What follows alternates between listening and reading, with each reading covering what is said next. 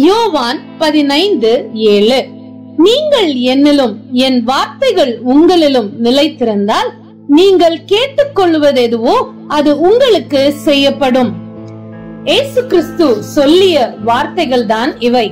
ஆம், இந்த வசனத்தின் மூலம் இயேசு கிறிஸ்துவின் வார்த்தைகளில் நிலைத்திருப்பது அல்லது தேவனுடைய வார்த்தைகளில் நிலைத்திருப்பது எவ்வளவு முக்கியம் என்பதை நாம் அறிந்து கொள்ள முடியும். இயேசு கிறிஸ்து இந்த பூலோகத்தில் வாழ்ந்த நாட்களில், அவர் ஊழியம் செய்த நாட்களில் வார்த்தையின் முக்கியத்துவத்தை எப்பொழுதும் அவர் வெளிப்படுத்துகிறவராகவே இருந்தார். விதைக்கிறவன் உவமையை அவர் சொல்லும் பொழுது வார்த்தையை இயேசு கிறிஸ்துவோடு ஒப்பிட்டு, அந்த விதையானது நல்ல நிலத்தில் விழும் பொழுது 30, 60, 100 பலன் கொடுக்கும் என்று சொன்னதை நாம் அறிய முடியும். எவன் ஒருவன் தேவனுடைய வார்த்தைகளை நல்ல இருதயத்தோடு கேட்டு அதை ஏற்றுக்கொள்ளுகிறானோ அவனே கனிகளை கொடுக்க முடியும் என்றும் இயேசு கிறிஸ்து போதித்ததை நாம் பார்க்க முடியும். யோவான் 8:31 இயேசு தம்மை விசுவாசித்த யூதர்களை நோக்கி, நீங்கள் என் உபதேசத்தில் நிலைத்திருந்தால் மெய்யாகவே என் சீஷராய் இருப்பீர்கள்.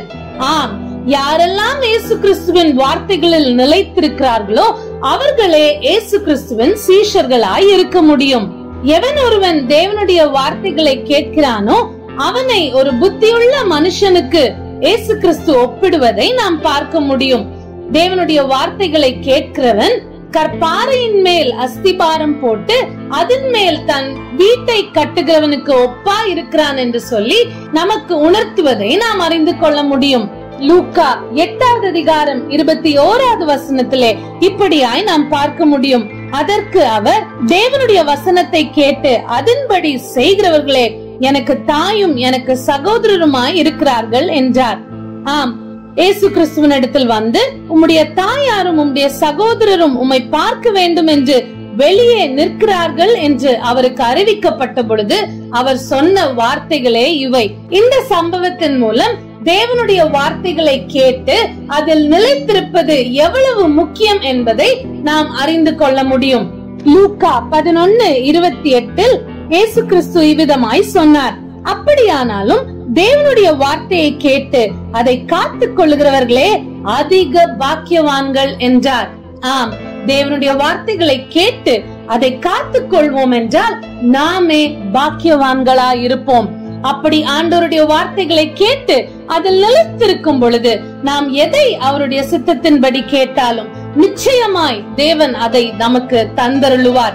மனுஷ ரூபம் எடுத்து இந்த உலகத்தில் வாழ்ந்த நாட்களில் சாத்தான் அவரை சோதிக்க வந்த பொழுது அந்த வனாந்திரத்திலே 40 நாள் உபவாசம் இருந்து முடித்த பின்பு சாத்தான் தன்னை சோதிக்க வந்த பொழுதும் கூட இயேசு கிறிஸ்து தேவனுடைய வார்த்தையில் நிலைத்திருந்து தேவனுடைய வார்த்தையின் மூலமே அந்த சோதனைகளை ஜெயித்தார் என்று சொல்லி மத்தேயு 4, லூக்கா 4 நாம் பார்க்க முடியும்.